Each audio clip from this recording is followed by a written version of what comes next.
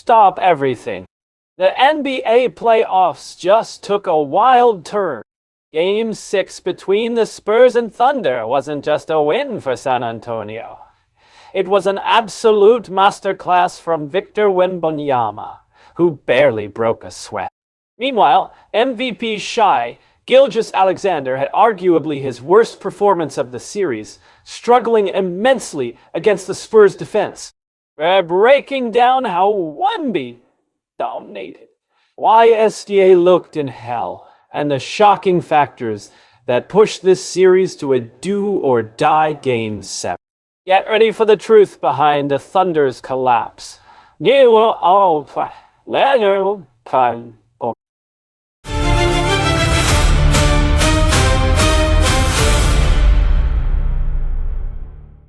Friday.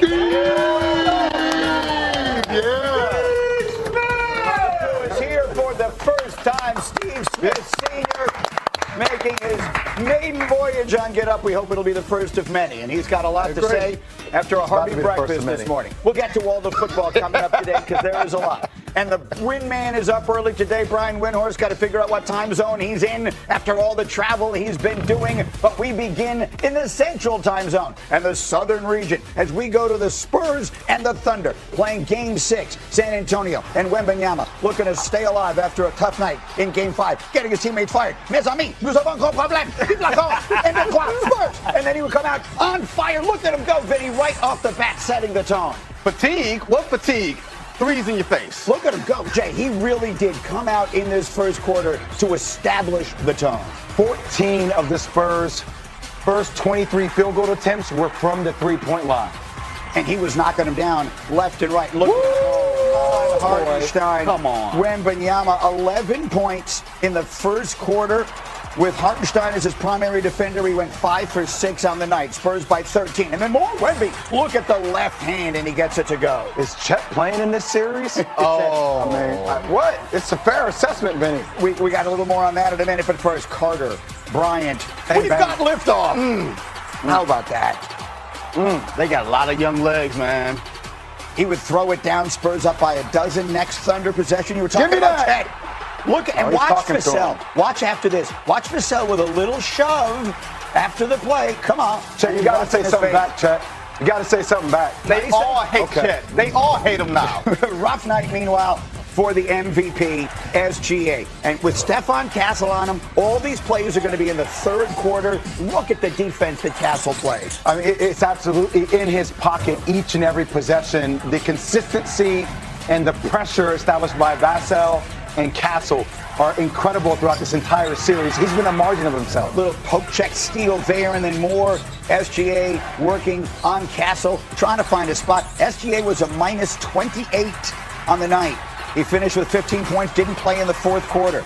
Meanwhile, next Spurs possession, Dylan Harper. You're talking about how they've got guys they can get it from different places. Wemby fired up, and then they start to pull away. And this is critical. 5 minutes left in the third. Castle, he would score 17. The 13-0 run that makes it from a game to no longer a game. And what that does is it means Wembanyama is going to get to rest. Look at him blocking Holmgren there right at the end of the third. They outscore the Thunder 32-13 in the third. And as a result, Vinny, Wembanyama only has to play 28 minutes on the night. Here he is in the final moments of his performance. 28 points, 10 rebounds, 3 blocks. He was brilliant, and he didn't have to go all night. That's critical because he's been averaging 38 minutes a night this entire series, and he's looked worn down. Last night he looked fresh. Looked fresh, and we are going to a Game 7. Victor Wembanyama has been everything you could ask for in his first ever trip to the playoffs. 372 points, 176 rebounds. He is the 5th player ever with 350 and 150 in their first postseason run. And again, we got Jay and we got Vinny. We got Joe Fortenbaugh here for some of the gambling perspective. But let's start with the win man. Wendy, what is your number one takeaway on San Antonio forcing what we hope could be a magical Game 7 back in OKC? I did not see 20-0 run in the third quarter coming, Greeny. Look, San Antonio came out and hit 8 three-pointers in the first quarter. Talk about a way to get off to a good start in an elimination game, but the Thunder stayed with them. This was almost a one-possession game at the half. The Spurs were playing with enormous emotion. The Thunder were doing their thing where they were calm, cool, and collected. And I was thinking this was going to be a real game. That third quarter knockout punch was a jaw dropper, and you wonder what carryover effect it may have into tomorrow night. Well, that's a huge question mark here, and we talk specifically about the MVP. I mean, Victor Wembanyama has done his part. Obviously, he's going to want to win this Game 7. He'll be devastated if they don't, but his season is a magnificent success. I mean, that's not even beginning to tell the story. For SGA, feels like there is a lot of heat on the MVP to play big tomorrow night. I feel like it's a legacy moment for SGA in the Game 7 tomorrow night, mostly because he's been getting strapped up in this series. He's shooting 36% from the mid-range. He's shooting 26% from the three-point line. This guy that averaged shot over 50% during the regular season and close to 40% from the three-point line during the regular season. And we keep having these discussions about where he fits in amongst the pantheon of the greats, players that have been back-to-back MVPs, back-to-back world champions. And we start comparing him to the likes of Michael Jordan and Kobe. One of the things you're seeing with the way this game is going to be officiated, Greeny, if they call fouls on SGA, if you blow on him and he has 17 free throw attempts, OKC wins the game. But if they call it last night straight up, chances are Spurs are going to win the games because he had 3 free throw attempts last night. And let me see, Cindy, can we put up 824 as Vinny jumps in here? SGA now 4 straight games in which he has shot no better than 40%. It's the first time that has happened with him. First 4-game streak of that sort since the 21-22 season. That includes the regular season. He never goes 4 straight games not shooting. So San Antonio has found something defensively. Yeah, they have the bodies that they can put in front of him with length, and he's seeing the length. He's only shooting 38% from the field this series. He's an efficient ball player, and I think the one game where he had a Shai game was Game 2, a must-win at home, down 1-0. I don't worry about efficiency in a Game 7. Game 7s are rock fights. Like, very rarely do you get the Charles Barkley 40-20 game that he gave Phoenix in 1993. He has to drag this team. That team last night, I don't know about you guys, I don't know about Wendy, that team didn't look like they wanted to be there. Like, you can say cool, calm, and collected. They looked lethargic last night. And they're now being pushed to a point by a team that was built to beat them.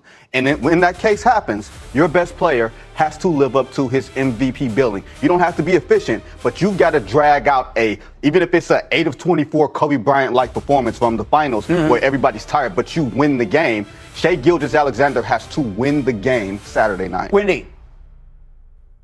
He's in hell. He's in absolute hell. This is Stefan Castle, Victor Wembanyama hell. He's got one guy up in his jersey, one guy behind him. When Castle tires or they get him off him, they've got other tremendously strong wings to put on him. He does not have his normal supporting cast. I don't know what the Thunder are going to do about Jalen Williams. They brought him back last night off the hamstring injury. They brought him off the bench. He looked terrible. He played 10 minutes. He took one shot. He was minus 18. He was dragging that leg. He was only jumping off his right leg. I don't know what you're going to do about that. He's in hell. Now, one thing I will say, I don't know for sure, and nobody will know for sure until tomorrow, but this looks like the NBA has lined it up for Scott Foster to be the lead official. Foster was in the rotation. He wasn't the lead official last night. I expect we're going to see Scott Foster as the lead official tomorrow night. I could be wrong, but I suspect it. And Foster is a guy who we know takes control of games. I wish that officiating wasn't going to be the centerpiece here. And this is not just about whether Shai gets calls or not. It's a lot more nuanced than that. But when Shai can get to the line a little bit, it's a bit of a weapon. He didn't have that weapon last night. That could be how the game is officiated, could play a major role tomorrow.